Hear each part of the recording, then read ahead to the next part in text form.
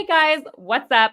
Welcome here. We are going to be talking about A Song of Ice and Fire today. Of course, that's all I've been really talking about on my channel recently. And I am joined today by Jimmy from the Fantasy Nuttwork. Hello, Jimmy. Thank you for joining me. Thanks for having me. I've been waiting a long time to talk about some Song of Ice and Fire with you. Obviously, you've been on my channel, and we've talked about it during Chatting with Nuts, which is like my bi-weekly show that I do. But we haven't just got to sit down, talk with like no spoiler warnings or anything, and just kind of do our thing. So, I mean, Well, I let's do feel a spoiler like warning, which is that we're going to spoil all the books. all of it, all the way through, which is the most fun part of this series Yeah. is once you're all caught up and that getting to talk about it all. So I'm glad to be here. And I always love talking about my favorite series. Thank you for coming. A couple things. One is that, Jimmy, you were one of the only 3 people who knew that I read the book before I told the world. So you were one of those 3 people. It makes me very happy. And I've told this story before, but I messaged you being like, I don't want to blindside you, but I'm reviewing a Game of Thrones. I read it, and that's all I said, not realizing that how that sounds in a message. And you were like, I'm sorry you hated it. I was like, Oh, no. I thought you were giving me a warning for my mental health because, I would have been distraught had you done a 30-minute breakdown of why Game of Thrones is actually, trash. But it turns out that you actually loved it, which was a wonderful surprise. Yeah, it was great. But another message you sent me is I had talked to you. I don't remember where I talked to you about this, maybe about Catelyn, or I said something about motherhood.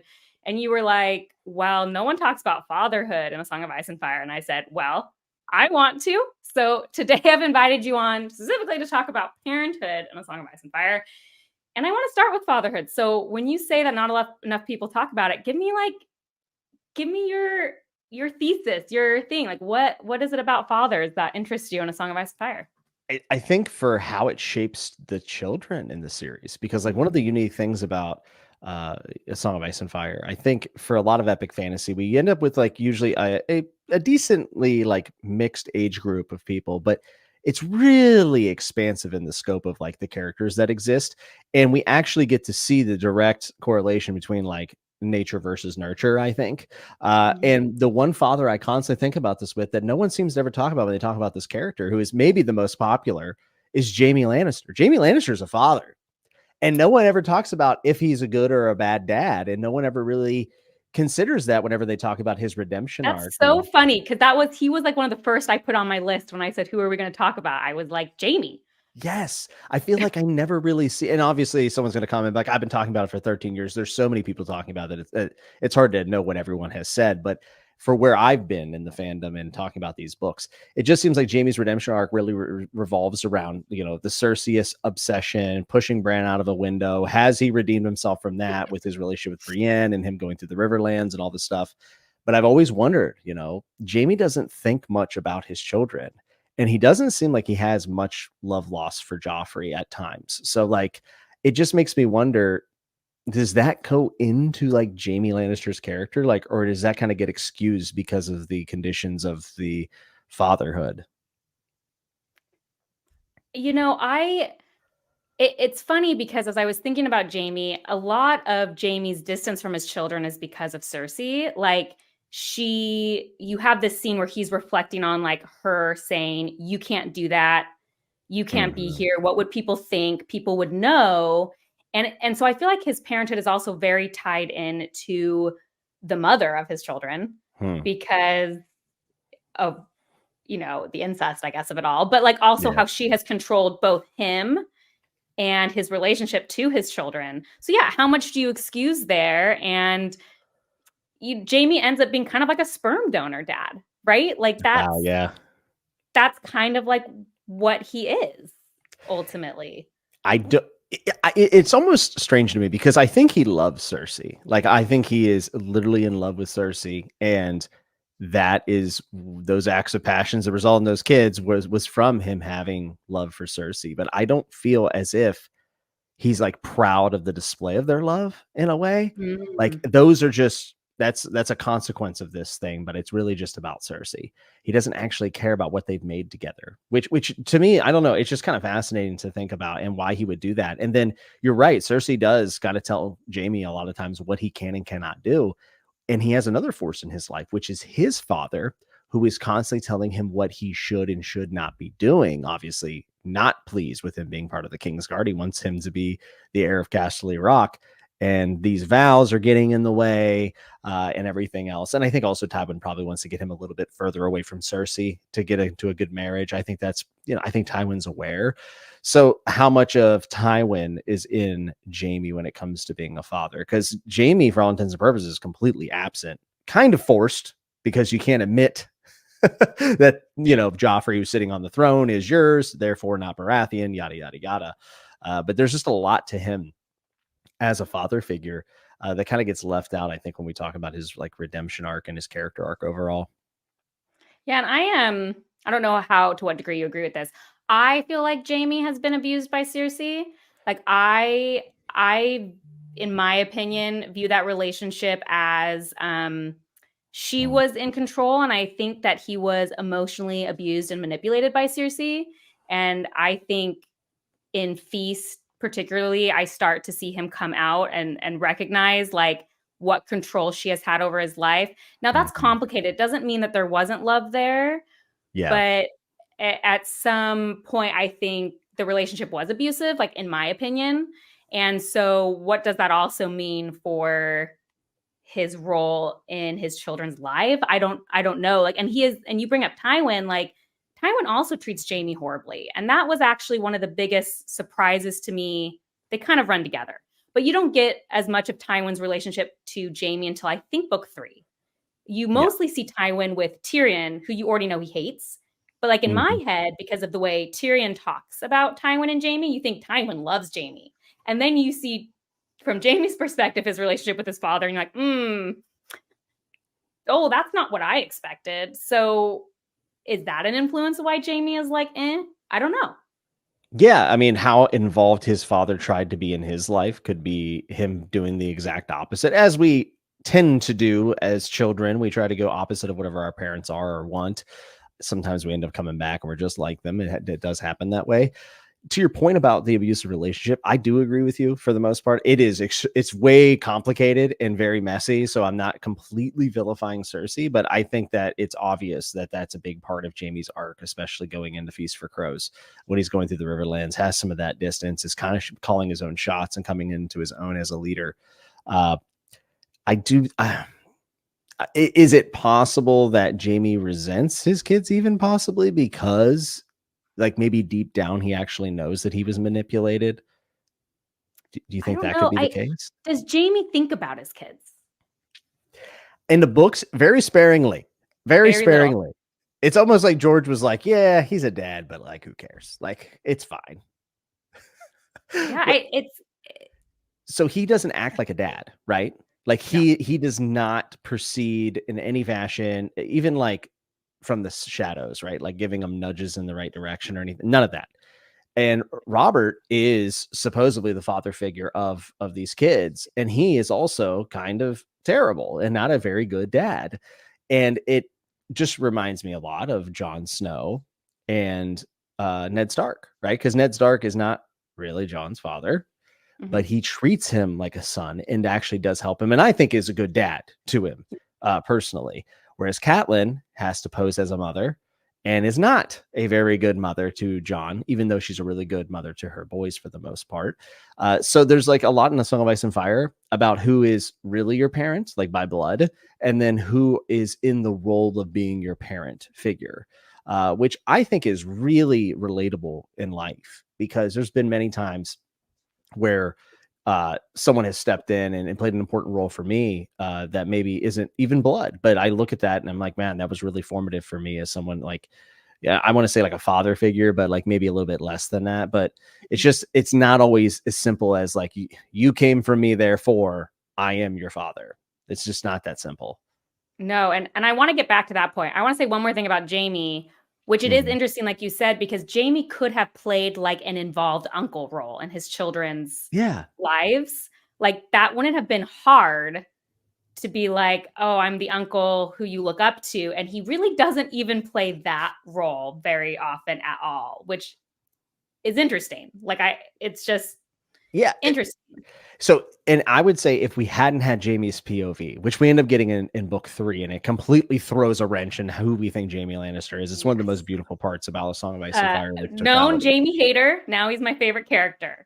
Truly What an I arc for mean, me. what a use of perspective by George R. R. Martin, though. I mean, know. you kind of Jaime Lannister's POV made me feel weird about Ned Stark. I'm like, Ned, you were kind of being a jerk back in book 1. This guy basically got revenge for the people who killed your family, whatever. Anyways, so with Jaime, do you think there's a possibility that he never allowed himself to get close to his kids because he knew it would be a threat not only to him and Cersei, but also to his spawn? Because remember, the whole thing about Game of Thrones is the seed is strong. We have figured out that Jaime Lannister is the father of these, supposed heirs to the Iron Throne. So maybe it was out of necessity that Jaime remained distanced from them, and maybe out of necessity to keep him and Cersei close together. Like that's just part of the bargain. Or maybe he actually just, like you said, didn't care about. He cared about Cersei and no one else. Like I don't know. I would love for that to be explored more, and I think it's possible we will see some of it explored more. Just because of Jaime's story and where it's going. Like now that he has separated himself a bit from Cersei, like I would say the natural progression then would potentially be for him to be thinking about what that relationship meant. Yeah. In these 2 alive children that he has, especially with Tommen on the throne and stuff. I don't know. And he has a daughter down in Dorne that is going through a lot Marcella. of traumatic experiences. And I mean, we might see brother and sister pitted against each other in the next book. That could be a thing.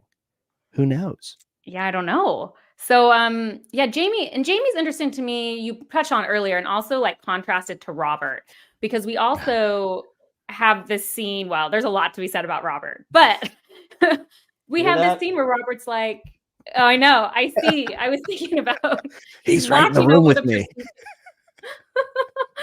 I don't think he's going to be happy about what I have to say. He has earmuffs on. It's fine. Okay, perfect.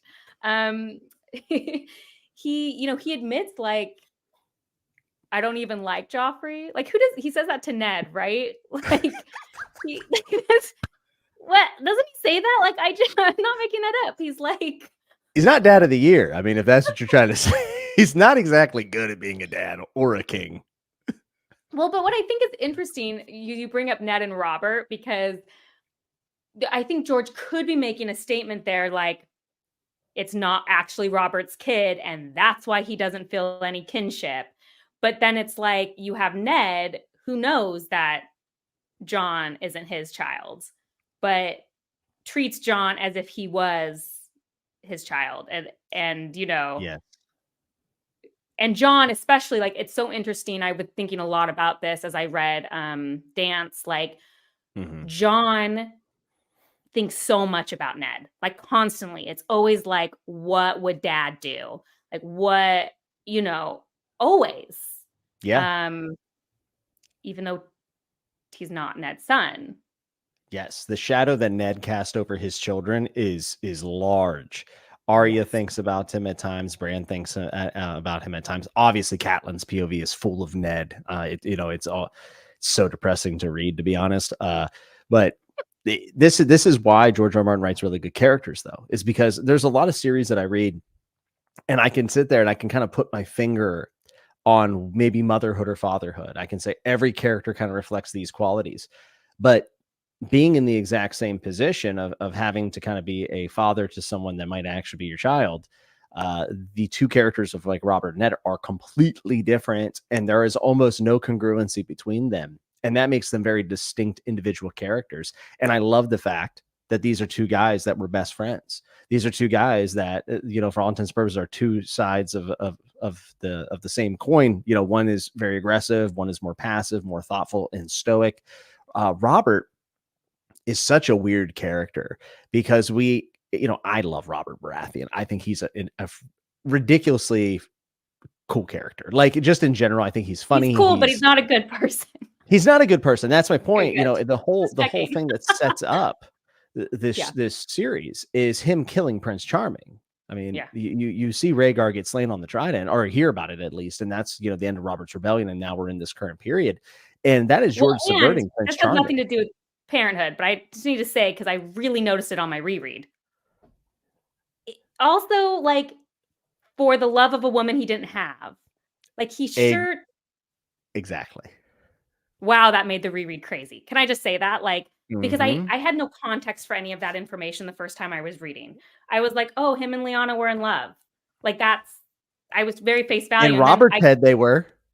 yeah, Robert said they were. So then I get to the end, and all of a sudden I'm putting the pieces together. It did take me to dance to put the pieces together. Forgive me. It took that long, and then I'm putting the pieces together, and then I'm going back and reading, going, "Interesting." Mm. Again, very good use of perspective, right? Is Yeah. the fact that we didn't have all that context, but in Robert's mind, you know, he was the knight in shining armor and Prince Charming, when in reality, he actually killed Prince Charming.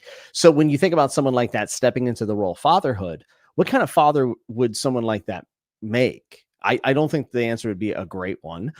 There's certainly a possibility, but you see Robert kind of continuing this bout of almost like grief and past my glory days, and I don't think he ever really wanted the throne. I think he really wanted Lyanna to love him. I think that's ultimately what he wanted. And now he has supposedly had children with this queen that is not Lyanna, that he called Lyanna in Mhm. their marriage bed, you know, in the night of their wedding, which was horrible for Cersei. So is it all that shocking that Robert Baratheon is honestly you know, a bottom tier dad? Probably not, right? No, and he it's almost like he's the kind of person who would want his children to be just like him, or he doesn't have any need Yeah. to relate to them. Like, he's not going to try to relate to somebody that he doesn't understand. Hmm. And I think that theme is also interesting because, you know, something I love that Catelyn constantly says to Ned is, "You knew Robert the boy, you don't know Robert the king." And I do think there is this difference, like, before Robert was a king and after the choice that he made for that to get that throne about Leon and that whole complicated thing, like, yeah, that did change him as a person Oh and yeah. probably affected how he was going to treat children. It affected everything, right? How he was going to run a kingdom, how he was going to treat children, because he did it because of Lyanna, who we know probably just didn't even care. But like, no amount of war and being the king is bringing her back. So He's just sitting with that reality on an iron throne by himself and heaps of debt. And the one person that he looked to for guidance obviously was Ned, but there was someone else, John Aaron. John Aaron yeah, is considered one of, you know, Bobby B's father figures in many ways. And John Aaron kind of looked over Ned and I'm sorry. especially Robert. Can we go back? Bobby B. Yeah. Is that But our familiar? I call him Bobby B. Okay, great. That's how I refer to Checking. King Robert. I should call him, you know, King, but I call him Bobby B. So Bobby Bobby B. B lost John Aaron. This show, Yeah. or this, sorry, the show. This is this book. You know, John Aaron is dead. So Robert Baratheon has lost kind of a father figure as well, Mm-hmm. and his guiding light. And I think probably was holding things together for Robert. I think Robert Aaron was doing a lot, and things start to spiral pretty out of control once he's you know, found dead. So Robert Baratheon, not the best dad in the world for sure. No, we've talked about some not the best dads, Jamie and Robert. Let's talk about Tywin when we're considering not the best dads. Actually, um, Tywin and Ned are such interesting comparisons for me because Mm, in both of their children, not both their children's, well, in all their children's minds, they loom so large. yeah. They are the two father figures that, like, in any perspective of any of their children, they are present like very frequently in Hmm. very different ways. And I think that's really fascinating. I am wearing my House Stark shirt, so I think we know what I saw side that. in general I'm on, just like as broad strokes. But I I love it. think it's interesting, the legacy they leave behind, Yeah. um, and what that means. Yes. And Particularly, also, you go. go ahead. No, go ahead. Well, I said something that I always think makes me sound a little stupid, but you know, Tyrion kills Tywin at the end of book 3. And, you know, just so often in fantasy, I'm used to people doing that. And then you get like a chapter of fallout and then they're over it. Hmm. And so then I'm reading book 4. No, sorry, book 5. I'm reading book 5 and I'm like, oh, Tyrion is like really messed up. And I was like, yeah, that makes sense. Why did I think like it wouldn't? Because I think a lot of times fantasy things just move so quickly. And one of my favorite character choices George made. I mean, he's always like this, right? He makes these deeply relatable. And it's like Tywin treated Tyrion terribly. It led Yeah. Tyrion to kill him, but now he has to deal with the fact that he killed his dad. And it's just like so fascinating because it looms so large in that book. And I don't know, I just love that exploration of conflict. Yeah, the internal conflict, the heart at conflict with itself, which is a Faulkner quote that George says is like the heart of all of his writing. And Mhm. for Tyrion, the self-loathing is extraordinarily real in book 5, and a lot of people struggle with this, but that's it. Like, you're really counting the cost of murdering your father, but also let's remember all of Tyrion's past. In theory, in his mind, he killed not just his father, but his mother. His Yeah. mother died birthing him. He is responsible for both of his parents' death in his mind, at least. And that is also how Cersei is definitely going to see it. And then him and Mhm. Jamie are completely separated.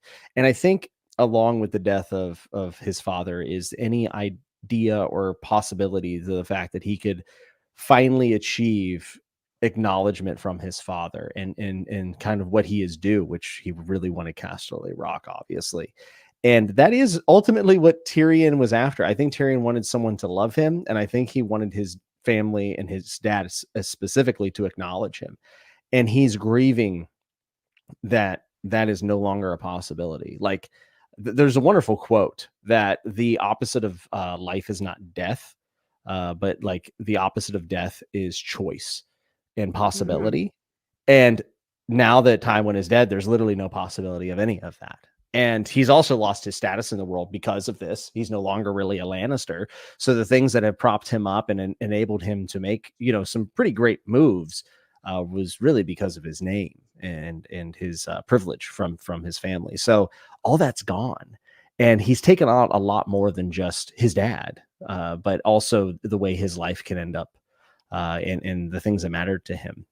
It's very tragic, obviously, and it's no surprise that he turns into quite a villain, I think, in book 5. But Tywin cast such a large shadow because of his expectations of his children and how disappointed he is in all of his kids.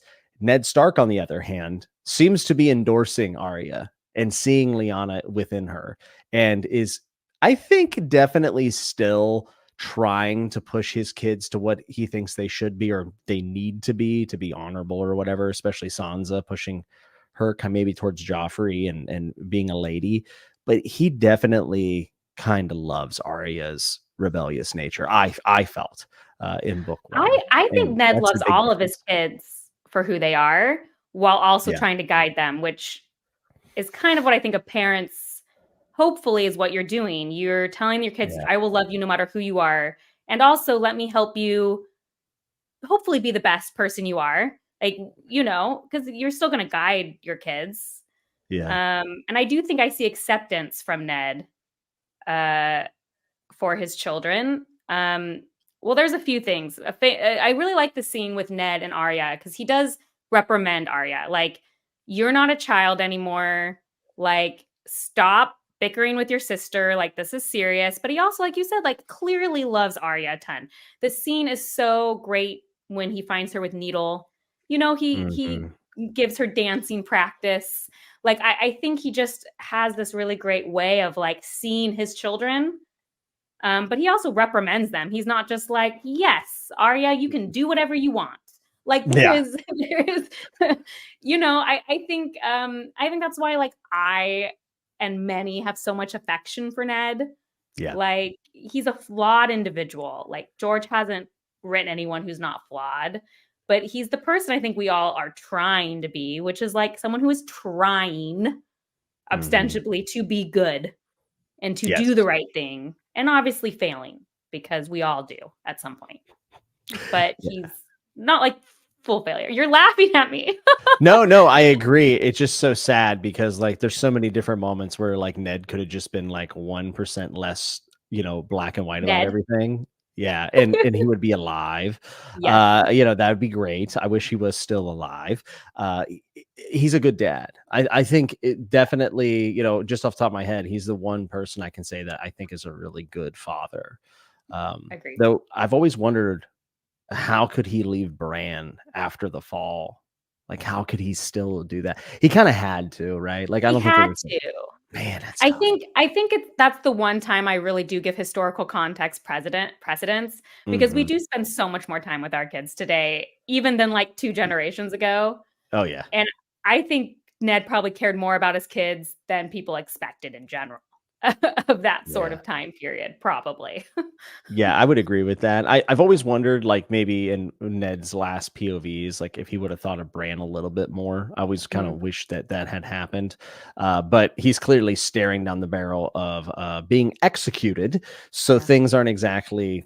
I mean, obviously, Lyanna is on his mind, as is John.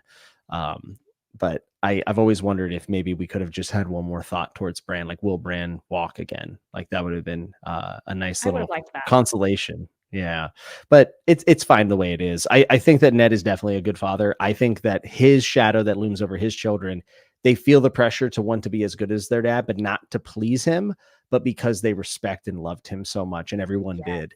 Whereas, like, the Lannisters are all about the image that they want to portray. And if you think about it, okay, Tywin is not asking like some of the most ridiculous things of his children. Tyrion will leave out because he's horrible to Tyrion. But like he's like, Jaime, I would love for you to take over Castle Rock and be my heir and be the next me. And Jaime just happens to not want that at all. And then Cersei, hey, we would love to get you married to the king. We're going to set you up as the queen. And, whenever he dies, well, we'll set you up with another high lord. Like in this time period, that's a pretty reasonable thing to ask of your children. But Tywin got where he was and became who he was because he was stern and stubborn and in his ways, and he went and took what he wanted. His kids have that trait about them as well, and they just happen to not want anything that he wants. So, like the faults that he sees in them are the faults he has in himself, which is really wrapped up beautifully towards his end once we see Shay in his bed after he has chastised Tyrion about whores. Well, it turns out Tywin also might have that same issue. Well, and Tywin's thing is that he's always ruled through fear and not Mhm. love, which I think is also a super interesting foil. Even as the series goes on, when you see the North remembers and people who are rallying still around the Stark name, despite the fact that we are down most Starks. At the end, at the end of book 5, Ned is dead, Robb is dead, Catelyn is dead, Sansa and Arya are functionally dead. Mhm. And actually even Bran and Rickon, because people think Theon killed them. So we've got Jon, who technically is on the wall. Like we are down all Starks, and people are still rallying Mhm. around that in a way that they do not rally around the Lannister name. And I think that's a fascinating look at like fear versus love. It's more complicated than that. But if we're only speaking about the fatherhood nature, I think it's really interesting. Yeah. In some ways, I've always felt this is that like Ned felt, I mean, obviously Warden of the North, he's the regent up there, everything, all this stuff, right? Or the Lord Paramount, rather. Um, Ned feels like the dad of the North. Like when Ned died, like there was no question that the North was going to come. Like everyone was going to come together. We're going to get literally every single house and we will descend upon king. Like without a doubt. I feel like if Tywin Lannister or when Tywin Lannister dies, it's really just chaos. Like Jaime has to go into the Riverlands and like try to iron things out after the Civil War and be like, okay, like everything's good. I'm in charge. Like now you're going to listen to me. You didn't get that same sense of when Tywin died at all. But that's also a bit of a difference between the culture of the North and the South, as well as just the Starks being a foreverly old house, like all the way back from Yes. Aegon the Conquering time. So I think that probably has something to do with it. But It's Ned, definitely more complicated. yeah, definitely. Ned's dad also died in a horrible fashion, and I imagine that made a lot of people in the North very sympathetic towards Ned. And Ned was not supposed to be the guy taking over Winterfell, right? It was supposed to be his brother that was also killed. So Ned stepping up into this and doing such a great job probably earned him a lot of respect as well as empathy, I would imagine. Yeah, and you also have that one of my actually favorite scenes I think of the entire series is when Jamie is talking to his aunt and she is like, Jamie, you're not Tywin's son. That's Tyrion. And it's literally I've read it like 6 times. It's such a good scene. Mm-hmm. And it's also such a good reflection on Tywin, just like he wanted things the way he wanted it.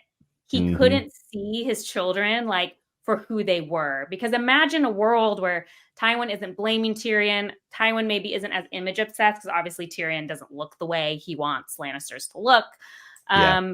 And recognizes kind of Tyrion's skills, which is very Tywin. You know, he's Oh one of the yeah. smartest people in the series. He's a very clever character. Now he has to put on a front because how he's been treated his whole life. But you know, if you think if that had been nurtured differently, you think of Ned with a kid like Tyrion. Like Hmm. what that's an interesting thought. Think of Tywin with a kid like Bran. It's Oh no. exactly. Oh It's God. it's interesting your different reaction to that immediately says a lot about what kind of fathers they are, I think. Yeah, that's a great point though. Thinking about Bran under Tywin makes my soul hurt. I'm like, Yeah. oh no. And with Bran, we don't get to see with him with his dad a lot, but there is no doubt in my mind that, Ned would have proudly had Bran next to him anywhere he went. Whereas I think Tywin is just disgusted that Tyrion is parading around in Lannister garb. Like I think it just drives him mad. This also goes for Cersei though, because Cersei is someone who I think lives in a man's world Mhm. and has tendencies of being a little bit more masculine and wanting to be in positions that are pretty much designated just for men in the Seven Kingdoms. And Tywin doesn't try to use that to any advantage at all. He's like, no, you will just be a trophy wife to King, the drunken King Bobby B. And that's all you're good for. Instead of maybe trying to possibly help her succeed in a way where maybe other women haven't before. And this What kind of about reminds me a little bit of Arya, right? Like you could tell Ned wants Arya to be a straight and narrow, but also is kind of like encouraging it a little bit. So like there was just no bend with Tywin at all. he had expectations and it's interesting that you said that. I just made this connection like, you've got Marjorie Tyrell, which like I know we don't know a lot about her, but like she's they're up to something. She's there's something cooking in her brain, in my opinion. Oh there's yeah. there's something cooking. You think of and oh my gosh, her grandma, Olenna. Olenna. Thank you, I Olenna. love her. I know we're gonna talk about it. That's why I can't believe her name just went out of my head. But Olenna, like she is using the the stuff she has to help House Tyrell. And you think if like you said, if Tywin had been able to use Cersei a little more, like and respected her individual what's the word drive, Yeah. like to do what she wanted to do, like it might be different. Now, is that a commentary on the fact that they didn't have a mother figure? I don't know. Is it a commentary on, I think, Tywin, who has clearly very specific feelings about exactly how things need to be, and the second they're out of line he's not interested? Also probably yes. Wow. Yeah. And if you really think about it, man, that's a really great point that I'm so stupid that I didn't even consider is the fact that these three kids grew up without a mom essentially. And if you think about it, they all are impacted by that. Like Jamie and Tyrion clearly have mommy issues because like Tyrion just wants to be in love. I think it also comes from obviously his stature, Yes. being who he is. But with Jamie, this weird fascination with Cersei could also be stemming from that, possibly. Whereas Cersei lacks that, I wouldn't say lacks, because I actually do think she tries to be a really good mom for the most part. I think she likes being a mom, but she definitely has a little bit of more of like that masculine drive. And that's probably from being raised just solely by her dad and trying to impress that single parent. Whereas I think that there's probably a lot missing from Tyrion and Jaime in the regards of like motherly love. Yeah, and now that you say that, I love to hear this because this actually I've been surprised at the different opinions I've heard. Does Cersei love her children? I do actually. I mean, here's the thing. I would Because need to people think she only reread. loves them because they are like she loves herself. See, I don't think Cersei's all evil though. That like I think she does horrible things. She uses people. She could possibly even be a narcissist. All these things, but like she is also just constantly been told to get into file and be a woman, where like she wanted more. So like a lot of this is like the system of Westeros and in the society that they're in, and her father. But I don't know. I've never got the feeling that it was just because they were her part of her. I mean, maybe I'm in that's part of it. agreement with you. Yeah, I think I Cersei don't know if loves she's her a kids. good mom, but she's Yeah. not the worst mom. You know, Um, she fights for her kids. yeah, And one of my favorite scenes, actually, I said that a lot. Look, I have a lot of scenes I like. Okay, Jimmy, and I'm going to call them all I my do the favorite. same thing. um, I marked it. It's when Cersei talks to Sansa in book one, and she's like, "I know who Joffrey is. Like, you don't need to pretend that like he's down." Like, it was just such like a realistic mom moment, being like, because I don't doubt that Cersei loves Joffrey, and I don't doubt that she goes to bat for him. But I think sometimes she's Mhm. also like, he's kind of annoying. Like, I think she Oh yeah. basically says that, and it's so real that I just love that moment. But I also think Cersei loves her kids, and I said this in my female character video when I talked about Martin's female characters. But one of the fascinating things about Cersei to me, and one of my favorite things George has done, is Cersei's complaints about sexism are all valid, but Mhm. she's also sort of the worst, and she does stuff, and it's not always true. So like Cersei has faced sexism, and some stuff she thinks is sexism isn't. Does that make sense? And it's Mhm. like such an excellent part of her character, because it's like it's not always cut and dry. Like I've read too much stuff recently where the good character faces sexism and we all know it's sexism and la di da di da, what a nice little bow. But instead, you're Mhm. like, well, seriously, people don't like you because you suck. But also, yeah, like, but also, yes, Tywin did treat you differently than Jamie.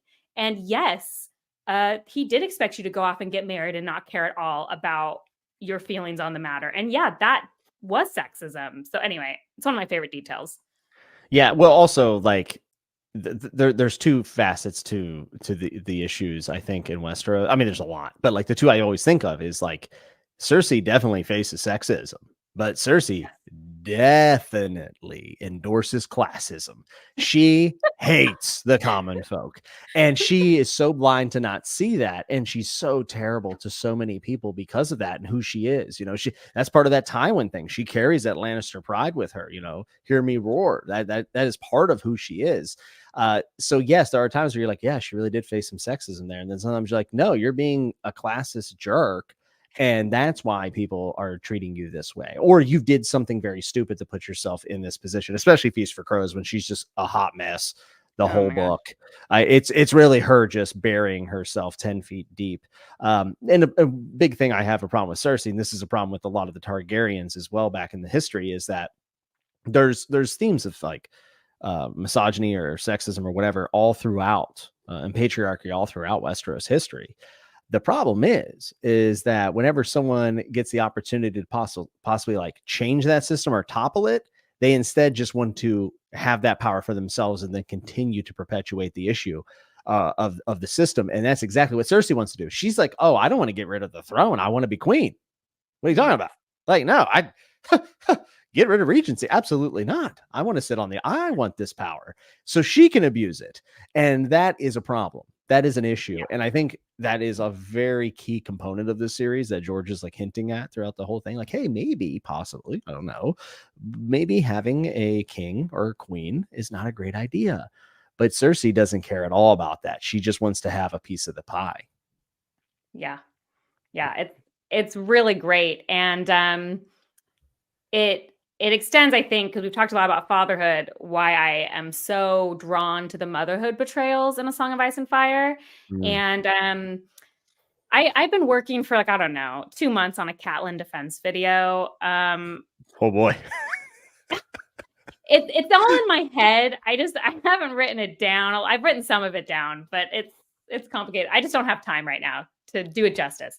But You're I'm gonna need going to some share boxing gloves for that. Oh, I don't care if people hate it. I don't. I'm going to say my piece and then I'm going to like not read the comments. Just vanish. I put it out there.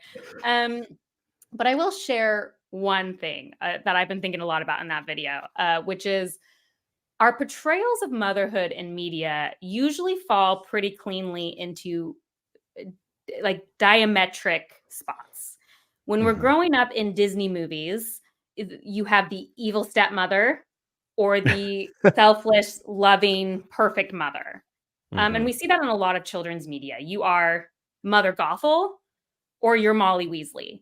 You are, you're in these diametrics. And as we move into adult fantasy, what I often see in motherhood is you are either, again, the perfect stay-home mother out of the politics because you are mothering, or all of your children have died. So now you are allowed to be a part of the thing and go have your adventure. There is this liminal space of reality, which is that people become mothers and still retain their personality and ambitions and goals and who they are. And it's something that I noticed George has just like all over the books, but particularly with Catelyn.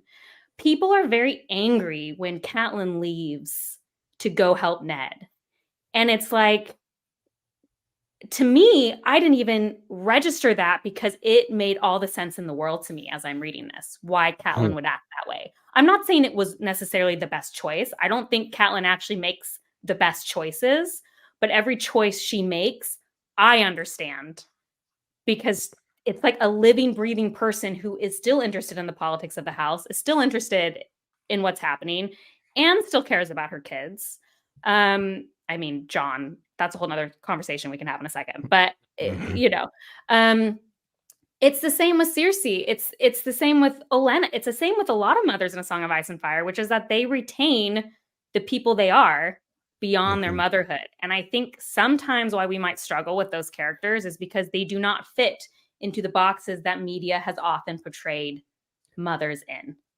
I love that so very much. And I will touch on this evil stepmother thing in just a second. But I also think that Catelyn doesn't always make the best decisions. That's for sure. In fact, I think she's one of the best nuanced characters that George has ever written.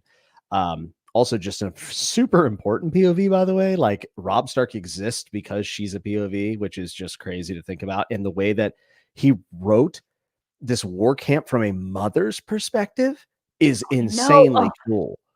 It's such a the scene where she's like waiting. It's just, I marked it. I have it marked. It's so good. It's so good. I was like looking for it. It's over there. It's marked. Yes, I just want to say when Catelyn's in my top 5, people always think when you say that it's like an endorsement of all of her actions. Well, that's because the internet kind of boils it down to hate or love, and that doesn't really work for this series all that well, because Catelyn has a lot of good and a lot of bad, and that is why she's such a cool character, is because you talked about 2 different archetypes, and she's both. She is the evil stepmother and also a wonderful mother in many aspects to her own children. She is a blending of the two and is very, very complex and hard to think about whenever you decide how you feel about her, because, I think about this a lot. I've had, relatives pass away, And you go to that funeral, and there's a person in that casket. We're celebrating their life, and there is someone in that room who has had a very negative experience with that person, and a person who's had a very positive experience with that person. And they can be feeling two very different things at that moment. And who they are is completely reliant on whose eyes we're looking through and what their experiences were. And I think Catelyn embodies that. Like when Catelyn dies, it's just like, how does Jon Snow feel about this news? To how does Bran feel about this news? And because of those two characters we really care about, it makes Catelyn even more important to the story, even after she is gone. Catelyn does not make all the best decisions, but the one thing Catelyn does have in a lot of aspects is foresight. And she thinks about the foresight beyond what Rob can see, constantly sees the stumbles that he's making. And this is why she goes to find Ned, or to try to help Ned, because she sees beyond this. She knows what happens if Ned ends up dead, or if something bad were to happen to him. Everything could come crumbling down. And even though she loves her kids, they might all be in danger for the next 30 years, possibly, if this goes south. So she has that foresight. And I think that's one of the reasons why she does go after Ned. But she is just the full package when it comes to making a complex character. I mean, she's as good as it gets. Oh, I think Catelyn being in the first book, it was so instrumental for me just completely being like, okay, like, this is what we're doing here. Like, sign me up. Okay, sure, there's some weird descriptions about Dany's body, but like, that's fine. Well, like, it's water under the bridge at this point. We've got Catelyn. I immediately, like, after I read the first book, Catelyn was my favorite character. Like, I just immediately glommed onto her. And I think it's because I'm also really starved for that sort of representation. But, just everything you said, I agree with. She has a ton of foresight, and that doesn't mean she makes good decisions. Yeah. But she does help people make good decisions, I do think. And anyway, I'll defend all of her actions eventually. But not because they were right, but from her point of view. But I think we see that a lot even with Cersei. Like, we don't like Cersei in general, like, just in terms of like who she is in the story. Okay. Yes. But then people translate, well, she doesn't love her kids, because you can't be a bad person and love your kids. George is so against all of that line of thinking, right? And that's what I think people struggle with a lot with all of his characters, because it's just so messy. Yeah, it's hard to feel a definitive feeling one way or another, depending on who the character is. I also will say this: Catelyn doesn't have perfect foresight. And you kind of said this, but like, someone's going to say, "Oh, she had enough foresight to go to the Red Wedding," and I'll be like, "Okay, fair enough." Okay. But what I'm trying to say is, like, I think she thinks about the bigger picture more so than a lot of the other people, like Theon, for instance, or even Rob. Well, Theon. Well, anyway, yeah, we don't I talk mean, about today. Theon might be a dad. Hey, he might be a dad. Those Miller's boys that he hung, they might have been his. I know. I've heard that theory. I'm not. I kind of love it. It doesn't matter if it's true or false. I'm mixed on that theory. Anyway. Yeah, I won't get into all the theories and everything, but yeah, I just think Catelyn's a really difficult person to think through, because she does treat Jon horribly. I mean, how did you feel about how she treated Jon? Like, it really stuck off the page to me in rereads. Like, the first read, I don't know why. I just kind of like, you want to find out what happens. And then when you read it again, you're like, man, you're nasty to him. That's terrible. He's a child. What's wrong with you? I felt frustrated. And it's funny you say that, because I think on my first read, I glossed over it a lot more than on my second read as well. I think there's so much going on that first read, and there's so many characters. You're just like hanging on. And on the reread, all of a sudden, you don't care about any of that stuff anymore. And then it's just character. And so I was surprised. I mean, I have a lot of feelings about it. I think that looking from a modern lens, I'm much more critical of Catelyn than when I look through a historical lens. And how Cersei would have treated Jon, for example. Not like we want to be Cersei, not like she's a good example. But yeah, it's bad. It's bad, and it's frustrating. And it's actually one of the things, I think the reason on a reread it hurts more is because on the reread, I knew who Jon's mom or dad was. So now all of a sudden, the tragedy of the story is that if Catelyn had known, she would have treated Jon, I think, the way Ned did. Because she would have, right? If Catelyn knew that Jon was Lyanna's son and Ned wasn't some Ned thing. Now I understand why Ned didn't tell her, but let's imagine a world where it's secret to everyone except Catelyn and Ned. Well, Catelyn might be a little uncomfortable that people think she's whatever, Right. because they think it's his bastard. But of course, I personally think Catelyn would have treated him extremely differently. And that to me isn't a reason I go, well, I hate Catelyn. Instead, it just increases the tragedy of the entire thing. It's just Yes. it's tragic. It is tragic. And I think that there's a moment right when Jon's about to go to the wall, and he goes to say goodbye to Bran. And there's a moment in I think it's Catelyn's POV. I'm pretty sure it's Catelyn's POV. I might be wrong. I'd have to go reread it. But you get the sense that Catelyn is trying to, she almost sees the goodness of it, and she knows that Bran loves Jon, and then she doubles down. And she's like, she's like, get out. And you're like, that is what people do though. People will have this moment where they're conflicted, and instead of working through it, they're just lash out. And that's what she does in that moment. And that is the most too real. Heartbreaking. Oh, it hurts so bad. Well, and there's these scenes later, as early as Game of Thrones. I think it happens in other books too, but since I just reread a Game of Thrones, she also, I forget where she is, but she starts feeling guilt about Jon. I think it's when she's up with Lysa, and she's like, oh, she thinks about Jon, and she feels a pang of guilt and doesn't want to think about it. Mm-hmm. And it's people act like she's some cackling, and it's she knows what she's doing isn't right, and she can't help herself. She does it anyway. Do you think it's possible that it hurts her that Jon may be the most Ned-like out of the boys? Yes. Yeah. Even though he's not even Ned's. I know. He's not even his. I think it frustrates her when she compares Ned and Robb. Now, I love Robb. I'm not saying Robb isn't, a good person, but I do think, like you said, and Robb, I think, is also a lot like his father in many ways. I think he really tries to live up to Ned. Mm-hmm. But yeah, do I think she looks at Jon and Robb and they're the same age and she sees Jon as a threat to Robb? Yeah.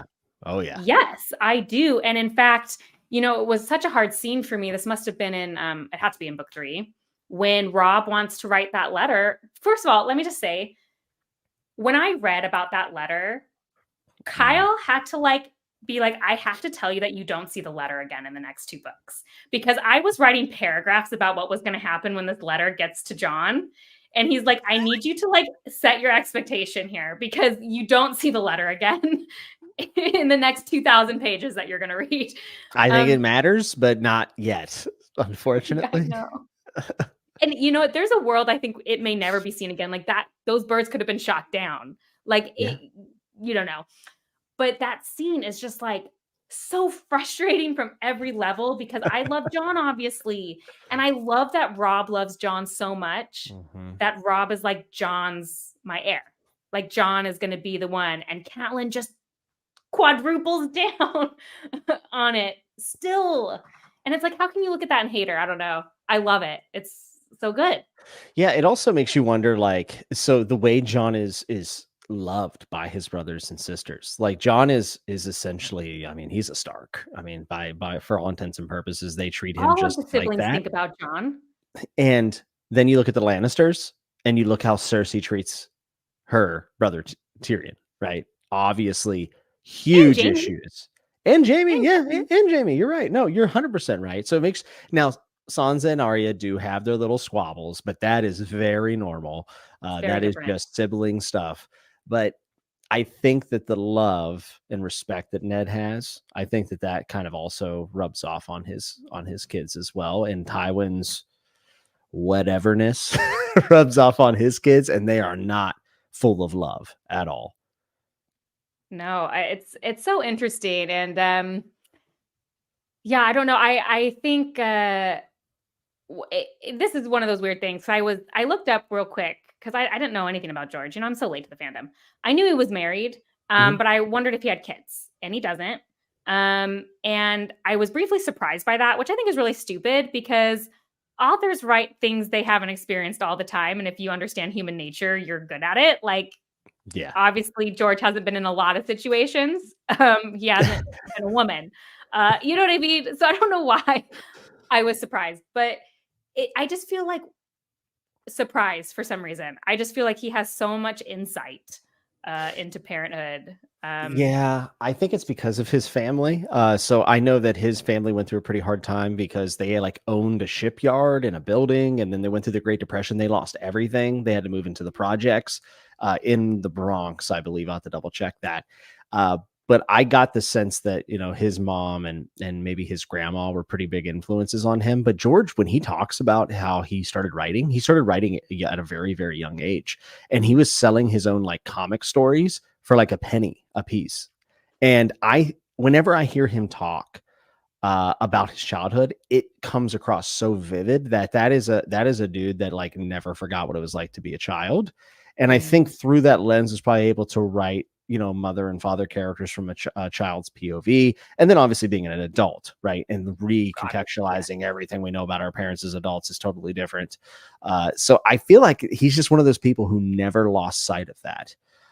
And he seems like he really does love his family, like his mom, quite a bit. His dad, I don't know too much about his dad. I know his dad was around, but I just know I think his dad was called the Smoker in New York nightclubs or something like that. I don't know. I read something about it one time, long time ago. But George, I just feel like he remembers the sense of being a child and what it looks like to look up to your mother or your father from that POV. But I think what you said was very poignant. And I think that's super true about Catelyn is if you got all of her children in a room at her funeral, John and the other Stark children would be feeling very, very different in that room. Even Sansa versus Arya, even Robb versus Bran, they all have a different relationship with their mother. And that's another, again, just really such a nuanced take of that. I have a sister. Me and my sister view our parents differently. You know what I mean? Like, of course, we had different experiences with them. I think all siblings would say that.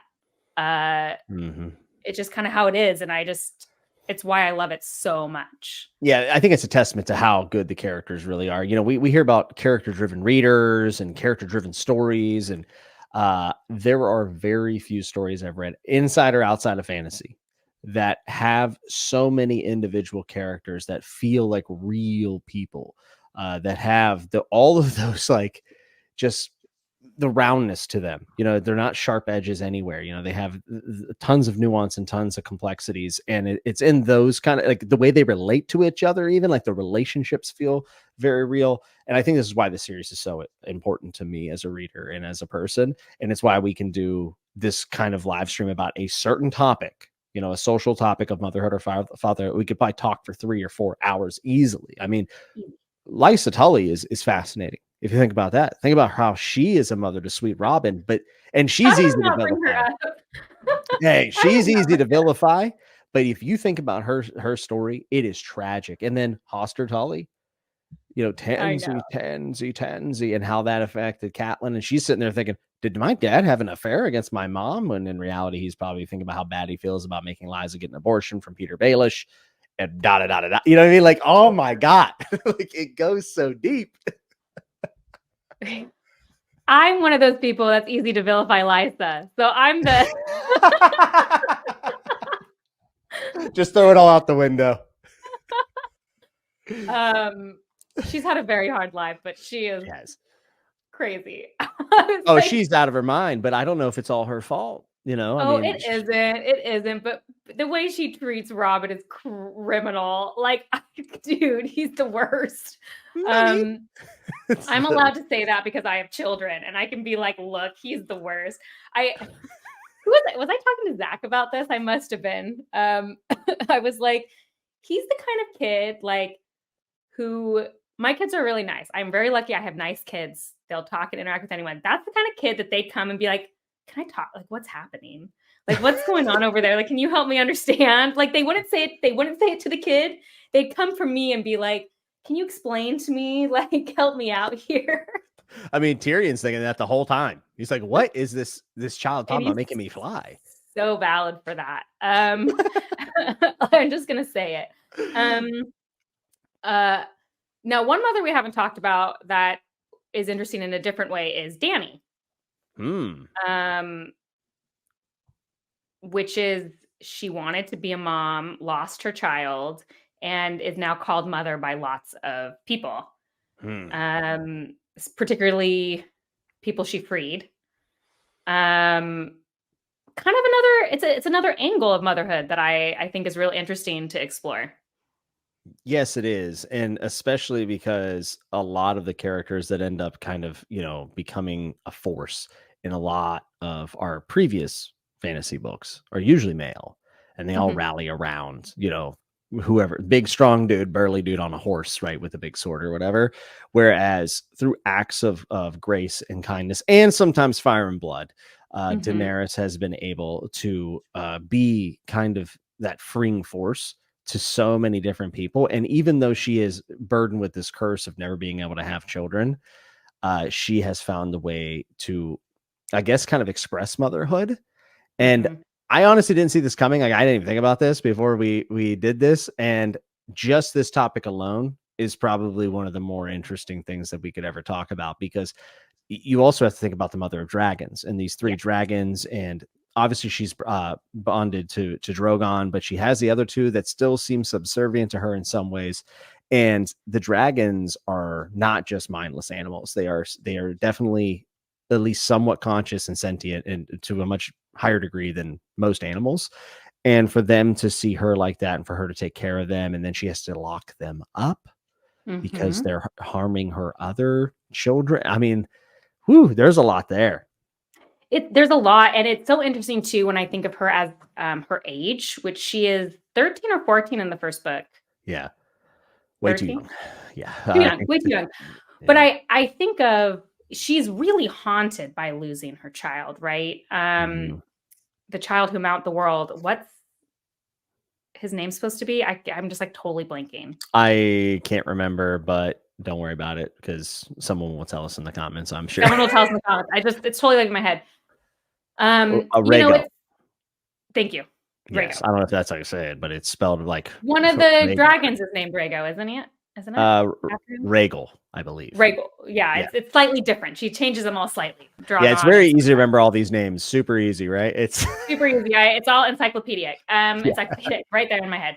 And I don't say any of them wrong. All 100% pronounced correctly. So the I she's so disturbed and devastated by it's not a miscarriage, losing the child. Um and she's just like haunted by it, and you think like anyone would be haunted by that, but also like her age, it seems so realistic that she'd be so consumed by that. And I don't know how to. I'll cut this out if I don't think I'm phrasing it right. So if it's still in, people can see it. You tell me if you think I'm understand how I'm phrasing this.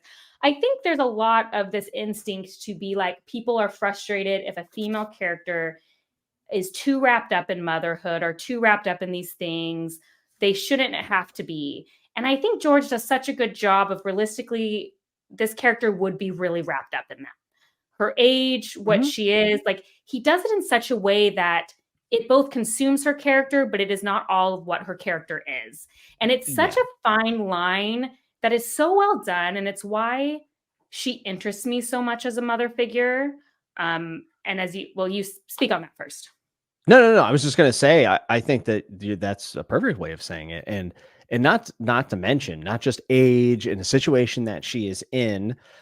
Things are changing rapidly for her. Then she's gonna have this child, but let's not forget the prophecy of this child, the stallion who Yeah. mounts the world. The Targaryens have been plagued by prophecy, the entire line, and dragon dreams and everything else.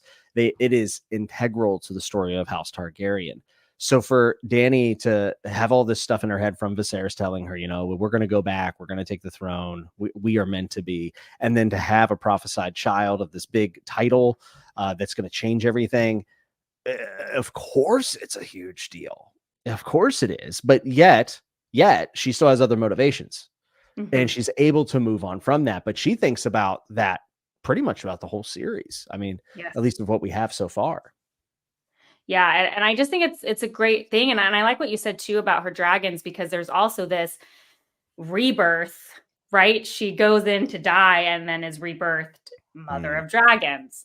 And then she becomes mother, and she's constantly like, look at my children, I'm failing my children. And just the way she's internalized those things is just so Mm. fascinating. It's also why her Um, character is so lovable and why so many people are endeared to her.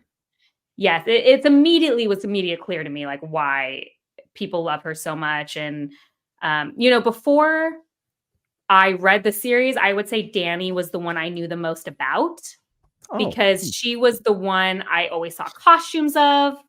I Mm-hmm. constantly heard Mother of Dragons, Khaleesi. Um, I actually knew that at some point she went into a fire and came out with dragons. Like, I don't know how I knew that. And that actually, I kept waiting for that to happen. So I do think it's funny that it was like literally the last chapter of the book, because I kept being like, It's so when is she good. gonna, when is she gonna, oh, it's so good. Um, and so it doesn't surprise me, because I do think all that stuff, but I think it's cool that like this is a character who is strong, intelligent. I mean, she makes a lot of mistakes. She's 14. Like she does stupid stuff too, which I think is good. But a big part of her story is also like motherhood, and it's in a weird way, and not a very classic way. And so I think that makes her a very fascinating mother figure in the story. Yes, and let's think about what her ultimate goal is, right? To sit on the Iron Throne and take back Westeros. And let's think about how she looks at being a queen. She looks at being a queen as being a mother. Now let's look at Mm-hmm. the queen in Westeros. Does Cersei think about the common folk and the small folk as her children? Of course. Absolutely not. And that is in direct contrast with, with Dani, who we're seeing in a completely different part of the world, completely isolated. By the way, a very difficult thing to do in a book and keep people interested in. And George does it very well. But we're supposed to draw that conclusion for sure. You have someone who I actually has haven't children. until this moment, Jimmy. Yeah, I I mean, never even thought about that. What a good, amazing comparison. but we also see the detriment of that, don't we, in Marine? We see how she is struggling to treat everyone like they're her children. And how do you balance the things that have already existed? Like, it's the class president coming in and say everyone's going to get free pizza on Fridays. Well, it's like, well, who's paying for that? We got to figure that out too, and do we have time for that? Whatever it might be. Dani is obviously seeing the difficulties of ruling, and she's been stuck in Marine for about 20 years now, unfortunately, because we haven't got the next book. But I do believe we're supposed to look at just fundamentally, someone who treats their subjects as their children rather than just numbers, essentially, or Numbers. cogs in the wheel, as Cersei does. I mean, Cersei doesn't even look at them like that. She looks at them terribly, awful. You know, this has nothing to do with like mother parenthood necessarily, but I hadn't really thought about Dani versus Cersei much, and there's a lot there. Like Oh even yeah. a comparison of why they want the throne. Hmm. Dani, why does Dani want the throne? Because her brother wanted it, and because it's the right of the Targaryens. That's all she's known. Does Hmm. Dani really want a throne? So we have to remember that she's being fed propaganda by Jorah, by her brother. Like the people in Westeros are begging for us to come back. They hide their Targaryen banners in their bedrooms underneath their floorboards. So in her mind, Westeros needs saving. It's So her she, duty. yes, and in many ways, she wants to go back and to take what's hers. What was usurped. Not to mention, But would her she have entire thought? family was murdered. Well, like, I know. But you take know, what she was so little though. Take what's hers, I think, is really, really influenced though by my brain died. Viserys. Her, thank you. Yeah. Oh no. I Yeah. actually do know his name. I It's I get just the literally Targaryen left names mixed up constantly. my House of the Dragon's been a juggle, but with Daenerys, even though what happens with her brother is pretty horrifying, actually, Yeah. is she thinks about Viserys not always in a negative light at all times. After that, she obviously knows that bad things happen. I think she even like kind of thinks about how he was a little bit weaker and why he couldn't do it or whatever. Yes. But she doesn't throw out everything that he programmed in her head. And remember how hard she had it when she was younger. She has been basically in a On vagabond, the just run. yeah, roaming around. And who did this? The usurper. the usurper, and he is hurting your birthright, your nation that is waiting for you to come home. My And children need me. my children need me. Yes. And then Circe is very, why does Circe want power? Because men get power, and because Tywin cared about power, and because why shouldn't I have power? I am better than everyone else. Yes, and I'm if I'm smarter. queen, I could be with Jaime. Mm. She could say, I'm gonna be now. The I faith don't would think have an she, issue with that. It would not be good. But I think, is it Jaime or Cersei? One of them say, the Targaryens wed brother and sister. Why can't we? And I think Cersei, Circe, I think, says that. yeah. So like Cersei being able to kind of just say like, "Hey, I'm queen. This is how these things go." I think she just wants ultimately that power, and also then no one can tell her what to do, which she loves. Tywin Yeah, has been trying and to tell that's her what to do why forever. I think a lot of I think Jaime loves Circe, and I don't necessarily think Circe loves Jaime. Hmm. I think she likes herself, and that he looks like her, and because she can have power over somebody. That's my own personal feelings about it. I'm sure there are shades, but I think it all goes into that power. Yes, and Anyway, she's also interesting. been forced to do things. What I mean? Like she didn't want to marry Robert, and what she goes through with Robert is extraordinarily traumatic. She did not ask for any of that, and it is terrible. So I think that probably based on that, and then also running from the prophecy, right?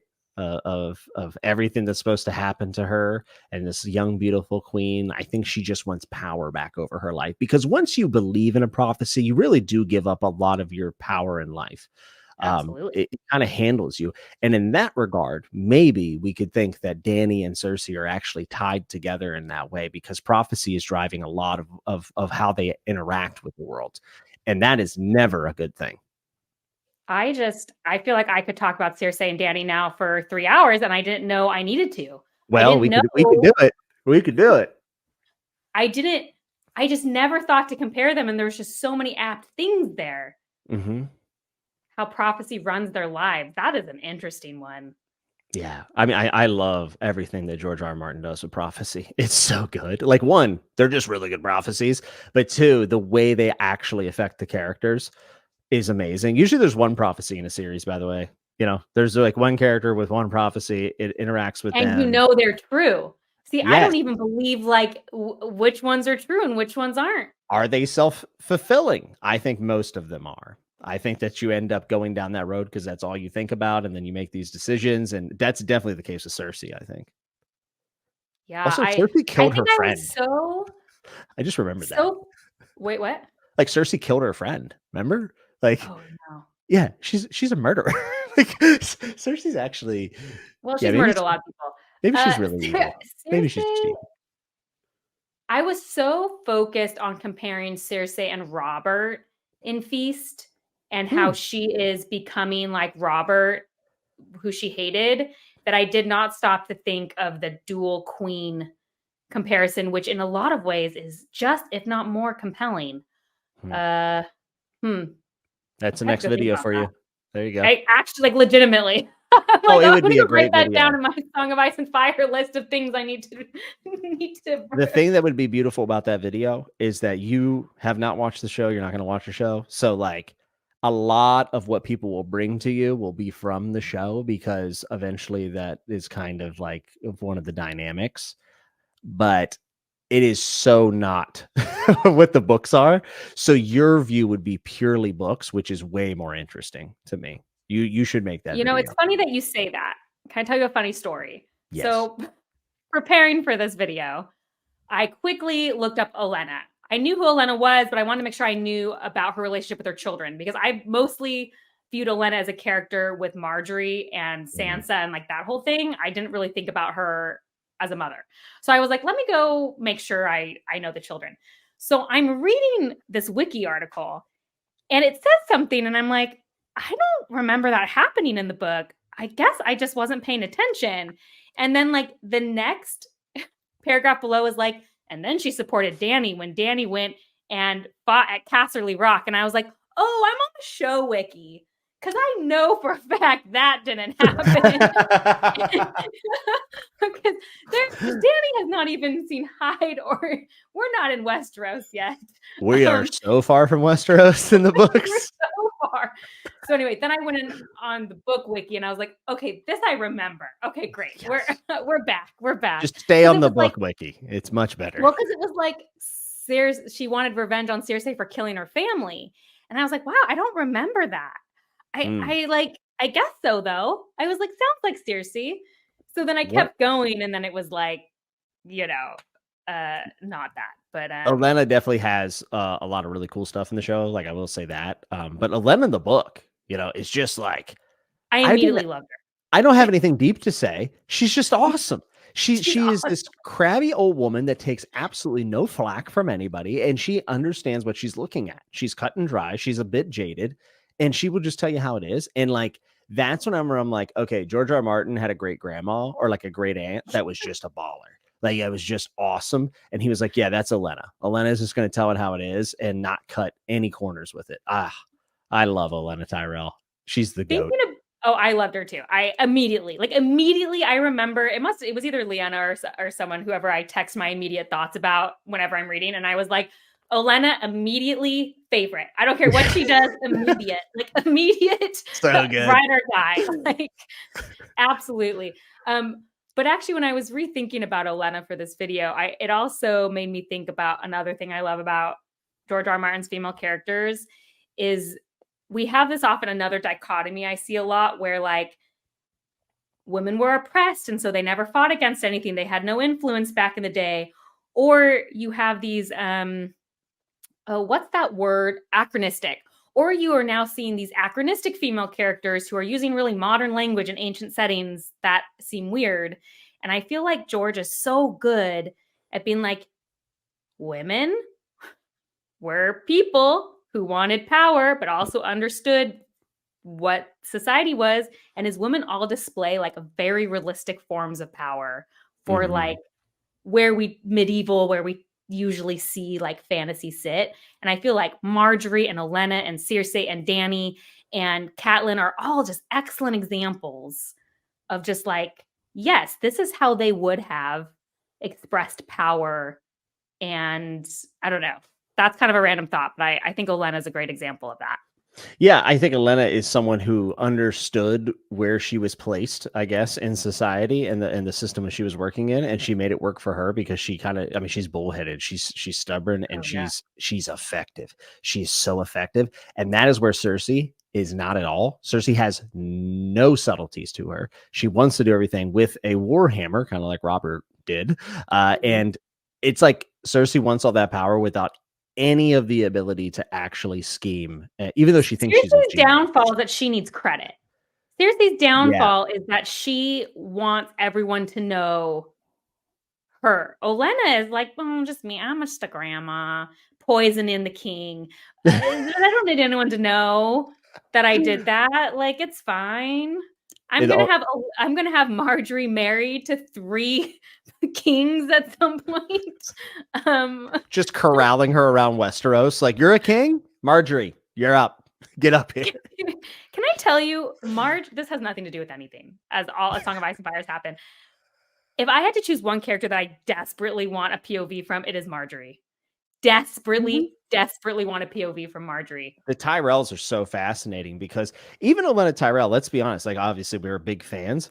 She doesn't feel wholly good. She doesn't feel like everything is straight and narrow. Yeah, the Tyrells, like you said, have something going on. And my buddy Matt from Bend the Knee, it's a ridiculous hot take, but he always says the Tyrells are worse than Lannisters because at least the Lannisters are honest about who they are. He's like, the Tyrells, he's like, we don't know what game they're playing. I love that, actually. It's a spicy take. It's a spicy take, but it's fun. I like a fun take. Do you know what I mean? That's a fun take. Yeah, and also they're kind of interesting because Marjorie and Loras are like kind of parallel to Jaime and Cersei, where they're not hiding incest, but they're hiding Loras' sexuality, obviously. So like they're still siblings with a secret, which is always compelling storytelling to me. Marjorie and Loras so far seem a much healthier version of a sibling dynamic. Yeah, I would say. But we don't know, I guess. I would hope so. It'd be nice to maybe see a good healthy one. There's not many healthy things going on in Song of Ice and Fire. We already said Ned was a healthy dad. Yeah, Uh, he tried to be, and I do think that Arya thinking about Jon a lot is like really endearing and makes me like look fondly on their little bit of a time together whenever they were in book one. So there is some good in there. I think that there's way too much emphasis on the nihilism of the series. I actually think it's still heroic fantasy at the end of the day. The heroes just happen to one go through a lot of turmoil, but also don't look like the typical heroes. Obviously, Samwell Tarly, who also has not a great dad. Just which I think a lot of this could be like attributed to like the society that they're in and the structure of the society and in which they live, because there is so much pressure on keeping that house name strong because you do not want someone to usurp your spot or to lose it to someone else. Like, it's a very slippery grasp that these people have on power, and I think that that's a lot of pressure on kids. Like, Samwell is very disappointing to his father, who has had to be very strong to maintain his grasp on what he has. So like, I'm not agreeing with Sam's dad at all, but you could see where he's like, oh, I did all this for this to happen and he's going to lose it. You know, he well, I doesn't think see that. you could. I mean, I think Catelyn's way more sympathetic, but you could view Samwell's dad in the same way you view how Catelyn treats Jon, which is that I don't agree with it. I don't think it's okay. But when you see why they might have done it, I actually think you could also compare Sam and Cersei in many ways, in terms of not being the person that society would make use of them. You know, that is the tragedy. Sam, in the same way that we would talk about Cersei facing sexism, if Sam was a girl, what would Sam's life be? I think his parents would feel a lot better about how he was. And so everyone, I think it's easier to spot in Cersei because we are used to, in a modern lens, viewing sexism as a female thing with our modern society, obviously, for obvious reasons. Sam has the same issue with societal expectations of gender in a lot of ways. Oh yeah, he definitely does.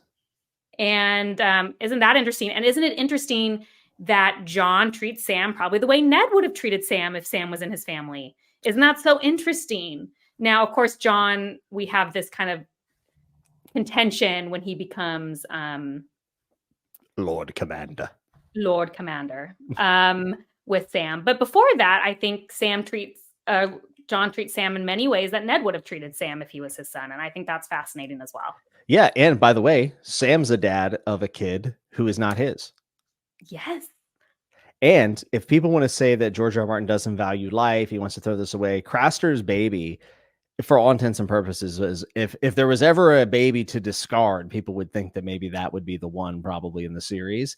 And that baby is so important in the series. It gets swapped with Mance Raiders. We all know like that whole debacle, but like that baby is a driving force of Sam wanting to take care of Gilly and Gilly wanting to get out. Like Gilly could have said, I don't want this, you know, but like you can tell that George was like, okay, well, this child most likely would be thrown out in any other circumstance, but we're going to keep that kid in this story.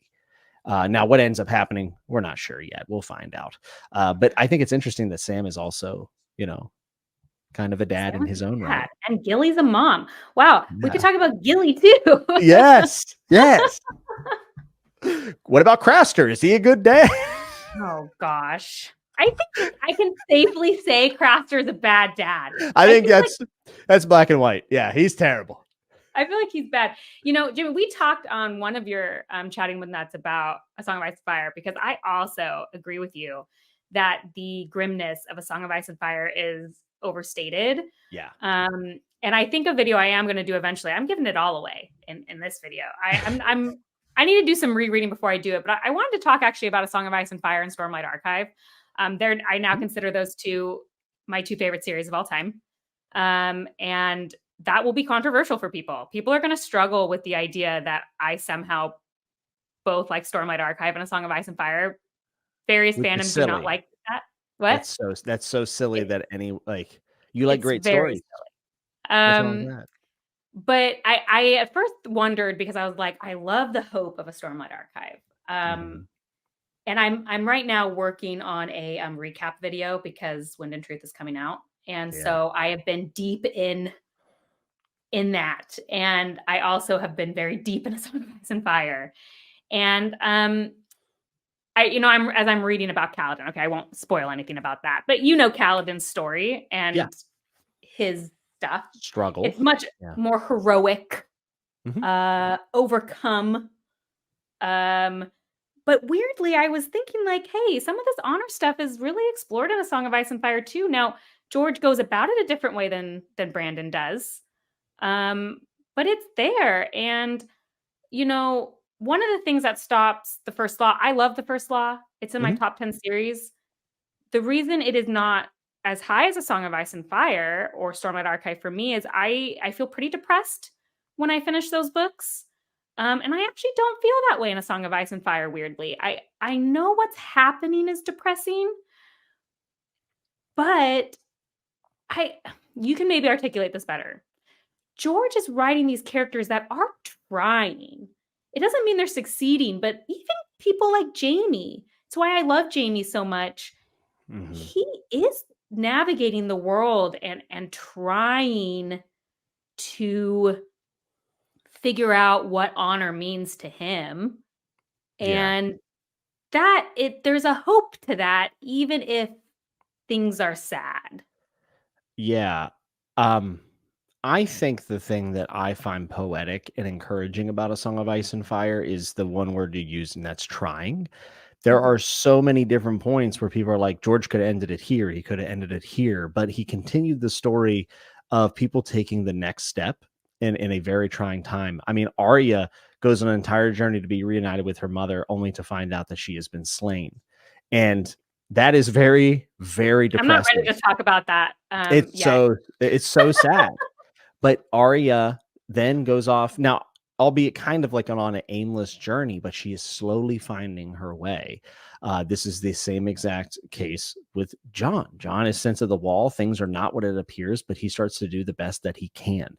So it's a lot of people in really bad situations doing the best that they can. And one of the best moments is when Sam does give up. It's one of the few moments in the series where people actually just give up. Sam gives up in the snow whenever they're That marked. Oh, it's one of my favorite chapters, which I've said approximately 500 times. I said, oh, that chapter is so good. I actually Yes, marked it. So I can really say it's one of my favorites. I marked it. it He is. gives up. He gets up. And Sam, the Slayer. If you can read that scene, and when Samwell Tarly is someone that slays, a White Walker or another or whatever, I mean, folks, it's obviously heroic fantasy at its core. He's just going about it in a different way. And people are like, it's all just subversions. And it's like, well, that's a subversion that I happen to like quite a bit because Frodo was an unlikely chosen one. Well, Samwell Tarly was an unlikely hero too. And I like Samwell more. How about that? Because I can relate to Samwell in some ways. Because I also have self-loathing and identity issues. Identity is also at the core of like the finding your Everything. identity. The Everything. Veil. Everyone's a character that they're not, which is really fascinating. But I think finding identity past points where things fall away in your life, where people die, your situations change, your class status changes, power structures, all these things change. And at the end of the day, you're left with a question of simply, who are you? And all of the characters in Song of Ice and Fire are trying to answer that. And I think that that is a noble question to ask yourself. And I think it's one that most of us will wrestle with for our entire lives. And to see characters going through that, just that alone to me is heroic. It's not some great deed, and it's not a big battle or whatever, but it's an internal thing that is very real and very difficult to face, and they do it every single book. And to me, that's encouraging. I know that there's a lot of depressing stuff, but I find a sense of hope whenever I read these books too. So Yeah, I 100% agree. And it's one of those things like, I would be surprised if A Dream of Spring ended like an Abercrombie book. That would legitimately shock me because I don't feel it. I don't think it's going to end gift wrapped, tied in a bow. no, Everyone gets some happy ending. Of course not. I think there's going to be some tragic endings for our characters. Like there's a tragic ending for Rob and Catelyn and Ned. yeah, Um, but like, for example, Ned's actually a perfect example because we've already seen it since we don't know when Dream of Spring is happening. Ned has this tragic short ending. And then even by a Dance with Dragons, whatever, you still have this hope that is being bred because of Ned. And Yes. it's like his legacy lived on. Like that's a hope. That's a hopeful thing. Um, And those people I don't carry the truth of Ned Stark with them because like from a small folk perspective, what did the small folk see? Ned Stark admitted to treason and was beheaded, right? Ned Stark went against his code. He lied to try to save himself and for his family, and then he was executed. So for the small folk that were there, Ned Stark's a traitor. He committed treason. He admitted it. And that is now the truth that's in the historical record. But the people that we follow have the truth of Ned Stark in their hearts. And we see the impact that he has now, that even though he is gone, his legacy in many ways to the public has been tarnished. Like those people are carrying that on. And that's kind of its own journey in many ways for the Stark kids. Yeah, and I think we have a clue in the titles too. Like I would guess that The Winds of Winter is going to be the most depressing of the books. And A Dream for Spring, A Dream for Spring is A Dream for Spring, which means it will not end on like this happy, happy note, but it will be a dream of happy note if as we think of winter as a theme in the books. Yeah, the struggle would be for something at the end of it, but Yeah. there will always be some bittersweet aspects to it because we never eradicate all troubles. That's just not how the world works. And after all, spring isn't summer. It's a dream for spring. It's a dream for the transitional phase between winter and summer. And what happens in the spring? The ice thaws out, Gross. and then you see all the dead bodies that were under the ice. Okay, well, I said gross. You said dead bodies. I prefer mine. Baby bunnies, tulips. That too. Cool. That too. Yeah. You know what? What a great way to end this Parenthood talk. That seems to sum it up really nicely. Well, this will probably be part one. I have a feeling there's other parts to come. I feel like we could talk more. So if you'll let me have you again. Anytime. Literally anytime. Same. Any A Song of Ice and Fire conversations. Thanks for joining. If anyone watching hasn't been over to the Fantasy Network, what are you doing? You should go over. Chatting with Nuts is so delightful. Are you still doing that every Friday? Every other Friday? It's every other Friday, unless there's a scheduling conflict. But of course, I also do reading wrap-ups. And for folks who don't know who I am, I talk about fantasy, sci-fi, and also just general fiction. I talk a lot about A Song of Ice and Fire because it shaped me as a reader. And I started my channel trying to find the next A Song of Ice and Fire. That was like my whole idea. Yeah. And there is no other A Song of Ice and Fire, just so you guys know. But there are series that take pieces of it and do it very well as well. So, maybe you'll find a next great read while we all wait for The Winds of Winter. I'd love to have you. Jamie, I should have let you say that at the beginning. I feel really bad that you're saying that at the end because I'm a really bad host. No. Well, here's the problem, Bookborn. We used to have similar sized audiences. We used to share an audience almost. And now, you're just so successful that, I'm in my little corner over here with a nice little 17K. It's nice, cozy. There's just a lot of new people that probably have never seen us talk. I assume everyone knows who you are because you got all the people over there at Fantasy Network. You know what I mean? We've had some good chats. We have. I love popping in for that. So those are live. I just wanted to plug that for everybody. They're live and they're very fun if you can catch them live. I often watch the replay, but they're very, very fun. So check that out. And you also have a Song of Ice and Fire podcast. Yeah, so it's Bend the Knee. We're here on YouTube, but we're predominantly an audio, just podcast, and we've been around for a very long time. We cover the TV shows as well, so if you're into that, you can come over there. I'm still book first person, and we will be continuing our reread through A Storm of Swords, one chapter a week. We really dive into it. We talk about current events and stuff too, as well as when news pops out. So that'd be cool to have you over there as well, especially if you're a big A Song of Ice and Fire fan. Yeah, so definitely check that out. And I think soon you'll be able to do a read along for Winds because it's coming out. I got a feeling, maybe, possibly, though I'm a little salty that you're all caught up and then maybe you'll have to wait like a year or two and you're like, oh gosh, that was forever. I've maybe secretly planned a video that if it gets announced this year, I am just going to put a video camera and I'm just going to start laughing and be like, I waited all this time to read it. And then George was like, here you go. You know what?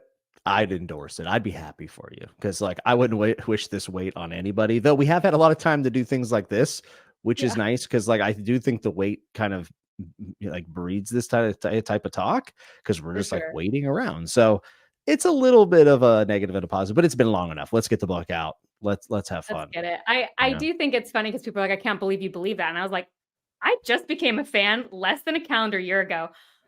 I have plenty of time to be disappointed. That's So like right. this is nothing to me. Like I've never been disappointed. So like The I'm optimism ready. cost you nothing at all. It costs me nothing. Nothing. Nothing. Anyway, thank you for joining me, and everyone watching. Thank you. Please comment below any thoughts you have about Parenthood and A Song of Ice and Fire or anything we talked about. I do not care about corrections to my pronunciation, but any other comment you can give. We'll see you next time. Bye.